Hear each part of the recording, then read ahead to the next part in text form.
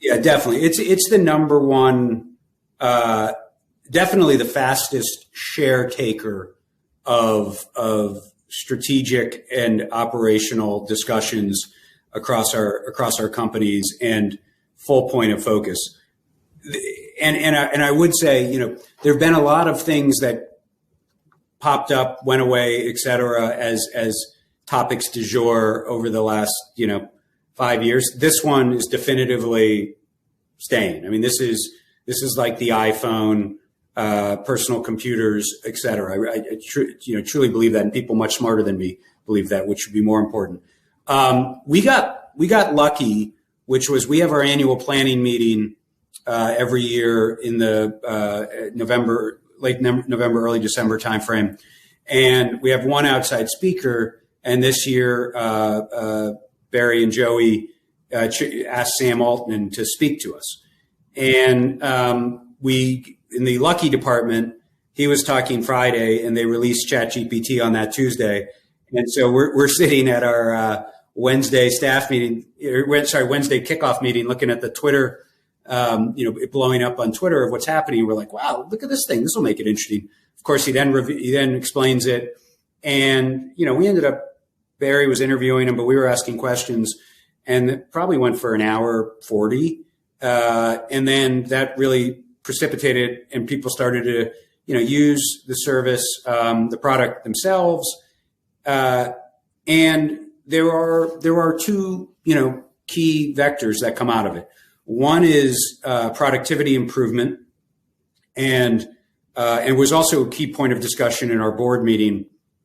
And one of our board members said, in Hollywood, scriptwriters are now using ChatGPT to come up with the outline and first drafts of scripts that used to take 6 months for bright shiny things from Harvard and USC to come up with.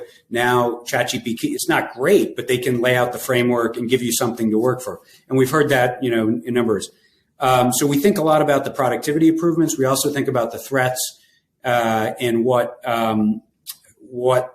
generative AI means for proprietary IP, which some of our properties have, and also how much it would disrupt the existing search and consumer pathways to information that, for better or worse, exist today.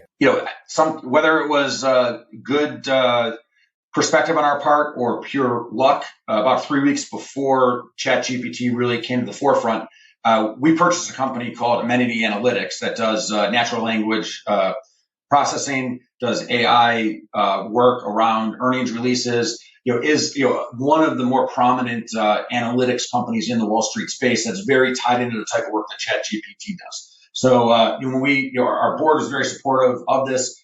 And so we brought this company in, and we're explaining to people, what it can do to data, how it helps people understand, the mass. I mean, think about an analyst on earnings day. If you cover the retail sector, those earnings all happen in a condensed period of time, and you may have 25 different earnings reports that come out, and it's impossible for one person to go through and read all that. But if you can take, our Amenity Analytics or something like the work that ChatGPT does, and say, here's the 10 things I'm really interested in. I want to understand sentiment. How did what were the words that the CFO said? Last time he said these 3 words, or she said these 4 words, what happened to the company, right? Are they signaling something, either directly or indirectly? And the amount of information that can be synthesized through with these models is really powerful, but it gives people more information on how you invest, right? It gives you better information on investments you want to make. And for me, these are, used the right way, these are all tools that help drive the investment process and reduce manual work that someone had to do at a point. No, I do believe that there is a very important place for AI. And in fact, we've already started working in facilitating underwriting of life insurance policies with various with data science techniques. We use AI to help with facilitating how our customers want to interact with us with some of those chat bots that you often hear about.